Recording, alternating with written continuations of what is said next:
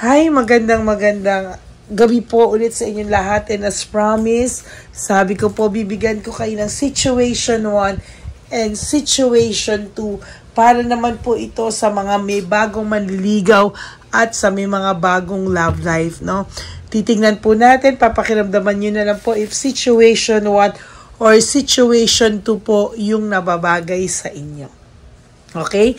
Pero sana po yung situation 1, 2, yung first reading, second reading, and third reading ay napanood nyo na po bago po kayo mag-skip dito. Okay?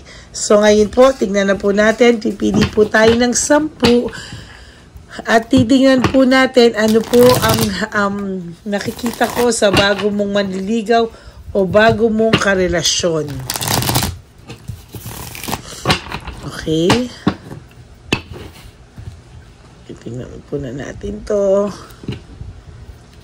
1, 2, 3, 4, 5, 6,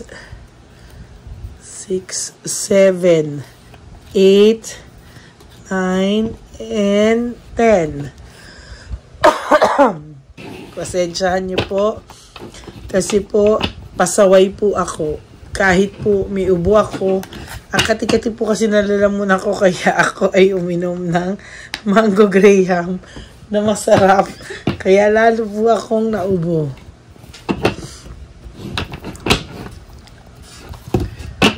Okay, tingnan natin. Sorry po. Natatamaan ko po yung camera. Palasahin po natin.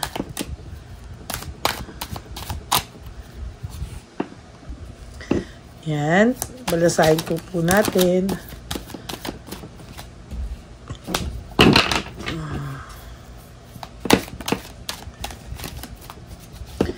Yan, ano.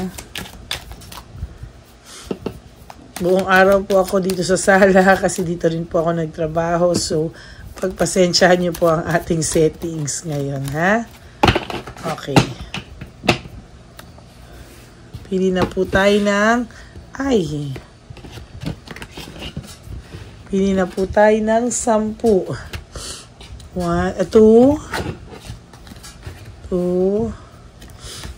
3, 4, 5, 6, 7, 8, 9, and 10.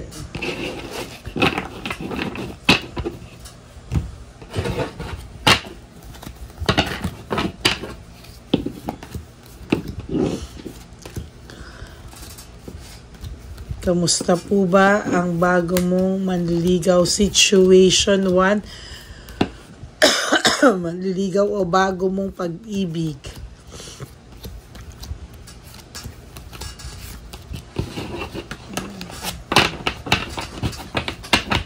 Ito po ay situation 1 lang. Okay? Situation 1 pa lang. Mamaya panoorin nyo po ang situation 2. So, pwedeng ang person nyo po somehow ay pwedeng kakahiwalay din lang po or hiwalay sa asawa. Or pwede rin pong kakahiwalay niya lang o kakabreak. No? Pero ang taong po ito ay somehow ay may takot na din pong magmahal at maloko. No? Medyo may takot na po itong maloko, kaya parang nakikita ko may takot po siyang magmahal ng 100%. No? Sometimes you feel parang lack of passion, parang kulang yung effort. Parang minsan magpaparamdam, minsan hindi. No? Because yung taong ito po somehow kinikilala ka pero kahit papano po ay hindi siya 100% na effort at minsan nakukulangan ka sa motivation niya, sa passion niya or sa effort niya. Minsan pakiramdam mo po out of touch, out of mind, meaning pag hindi po kayo magkasama, minsan po nararamdaman mo po na parang hindi full-blown o ganun ka-desidido, no? Although, pag magkausap naman po kayo, nararamdaman mo naman po na gusto ka talaga niya, and pag magkausap kayo, somehow you feel na masaya ka rin naman at may potential, no? Yan. Yun nga lang, minsan, no, nakikita mo rin na parang may mga baggages din siyang dala-dala, pero so far, parang dahil nga sa naging relationship nito, magulo rin po yung naging relationship nito no? Parang toxic din po yung pinanggalingan niyang relationship. Kaya may fear po siyang magmahal ulit. Though he is trying, kulang pa po yung effort niya. As a matter of fact, kulang po talaga yung effort niya. There's, tinapos lang po niya talaga yung, parang handa po siyang mag-risk para sa new relationship, pero hindi po 100% pa, no? Meron po siyang hindrances or nilalagyan niya pa rin po ng wall yung sarili niya. And yun po yung minsan na kinaka-disappoint mo, yun po yung tipo ng bakit minsan nandyan, minsan wala. Katulad lang din ba to ni ex or baka naman may iba rin to. Somehow, nagkakaroon ka tuloy ng doubts sa taong to if ano ang gagawin mo, if bibigyan mo to ng chance 100% or wag na lang, no? Kaysa pumasok ka sa may mga red flags ulit. So, sa nakikita ko kasi, yung taong to ay medyo kulang pa sa effort. Gusto ka niya, pero kulang pa siya sa effort. Hindi mo pa maramdaman yung effort niya ng tuluyan talaga. Eka ha? Situation 1.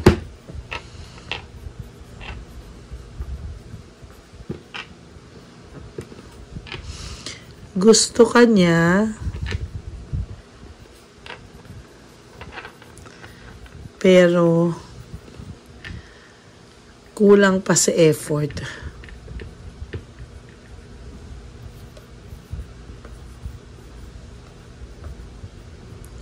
At medyo confused pa.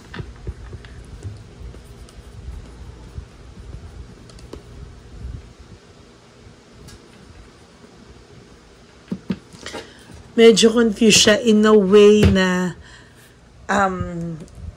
ibubusa ba niya o hindi, parang ito na ba to o hindi. Hindi pa po siya ganon ka-sure, sad to say, no? Hindi pa siya ganyan ka-sure. Though, tanggap ka po niya, kilala ka po niya, kinikilala ka pa lang po niya, pero somehow, I feel na may gusto naman po siya sa'yo, no? Hindi lang po enough pa yung effort niya para ma-convince ka na talagang gusto ka na nito. Somehow, may potential sana siya maging partner mo or may potential siya sanang magustuhan mo din, pero nakukulangan ka talaga pa rin sa effort niya. And somehow, dahil nga may trauma ka, natatakot kang mag-risk sa isang sitwasyon na hindi naman sure kung e-effortan ka o hindi ka sasaktan. Pero ito lang po sasabihin ko, pag nagmahal po kayo, wala pong kasiguraduhan yan na hindi kayo na masasaktan. Once na nagmahal ka po, in any form, masasaktan ka rin po in any form. Kasi wala pong nagmamahal na hindi nasasaktan. And to be honest with you, pag nagmahal ka po, masasaktan at masasaktan ka. Kahit po hindi gusto ng person o hindi mo gusto because ikaw po ay nagmamahal. So, wag ka na din naman pong masyadong takot, no? O panay duda kasi yung relationship mo po din dati, hindi mo rin po pwedeng ano ba yung pagtuunan, hindi, pagbalingan ng ano ba yun? Parang siya yung mababalingan mo ng trauma mo. Pangit din naman po yun. No, somehow, feeling mo wala pang direksyon itong sa inyong dalawa. Feeling mo hindi mo rin alam ano yung direksyon niya towards you. Kung gano'n na ba siya kasigurado sa'yo o hindi. Kasi parang siya din, parang 50-50 pa po yung nakikita ko dito. No? Nakaranas din kasi ito ng mga conflicts sa dati niyang mga relationship. Kaya, medyo takot din to, no? The first card is all about moon in reverse. This is fear and confusion, ano? So, somehow, parang takot din siyang mag 100%, no? Parang takot din siyang ibuhos. So, tinitingnan niya, medyo may pagkasigurista rin to, no? So, yan po yung nakikita natin, ano? Pwede pong nakaranas din po siya ng malupit nga, sabi ko nga, toxic relationship. Kaya po, somehow, ay may na-manipulate din po ito sa isang relationship, no? Or hindi rin po siya naging masaya sa relationship niya. Kaya somehow, nasaktan din po ito, parang ikaw, o hindi rin siya naging masaya sa dati niyang relationship, kaya ganyan po yung pakiramdam niya. There's fear of change, playing safe. Sa totoo lang po, sa nakikita ko dito, natatakot din po siyang masaktan din ulit. Or natatakot din tong person na to na mag-risk, pero gusto niya, no? Gusto niya, hindi lang po talaga yung effort niya, ganon. At saka parang dati kasi binuhus na niya buong buo. Parang ngayon gusto niyang maramdaman siya naman yung mahalin, siya naman yung ganito. Eh, hindi naman po pwede yun. It should be give and take. Ha? Marami na rin po siyang pinalagpas, missed chance and loss of opportunity sa pag-ibig because of fear. Natakot po itong taong ito. And somehow, sa nakikita ko po dito, ay ito pong taong to ay 50-50 talaga sa nakikita ko. Meron pong chances, malaking chance na pwede rin mag-go, pwede rin pong mag-status quo, no? Based po sa naging usapan nyo o nagiging usapan nyo. At tinitingnan niya rin po kung anong klaseng pagkatao ang meron ka. So, medyo sigurista po talaga ito. 50-50, no?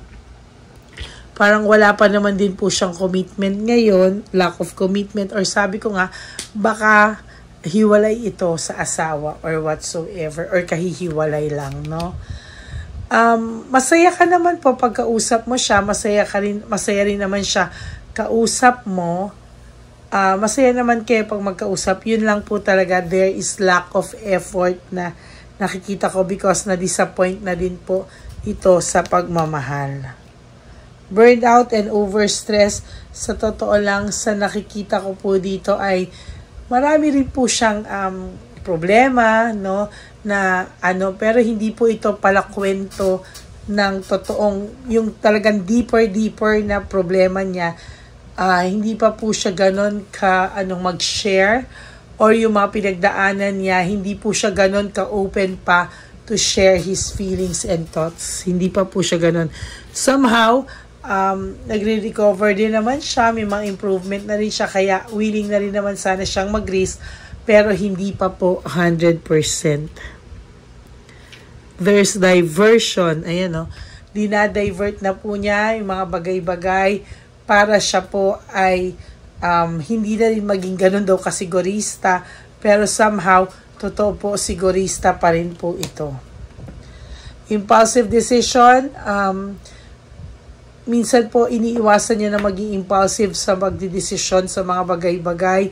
Kaya kung makikita mo po ito, parang ano ba to? Parang hindi ko alam kung urong-sulong naman to, or minsan hindi naman nagpaparamdam because gusto niya pong pag-isipan yung mga bagay-bagay. Ayan nga, lack of commitment, kakahiwalay lang nito or hiwalay ito. Oh, sorry. Naging bitter din po ito once isa sa mga naging relasyon niya, nasaktan din po ito at naging bitter din po ito. Somehow ngayon po he is free and wants to explore, no? Kaya nagre-risk na po siya ulit sa inyo. Ingat lang po kayo, medyo siguraduhin nyo lang po na sa pag-explore niya, hindi po kayo kasama doon, no? Na kailangan kayo lang po at wala kayong kasabay na iba. Okay? So that's it for your situation 1. Gusto kanya pero kulang sa effort at medyo confused pa. 50-50 ito. No? So this is 50-50. Yan. Okay? So that's it for your first reading. For those of you po who wants to know if this is for you, you can message me po sa aking only legit and official FB account, ang Lady Lee Elena. Nasa dulo po yan ng ating video. Diyan nyo po ako makokontak. And if you resonate, please give me a like and comment down below para po sa ating connection. Okay? God bless you all. Life is too short. Don't make it shorter by stressing yourself from all the pains and heartaches na binigay sa inyo na kahapon. Just surrender everything to the divine universe and just let go and let God write your life and love story. To all my Lady Elena, solid and ever loyal family, friends, and subscribers, yan, I love you all from the bottom of my heart. I will be back for situation 2. Thank you so much.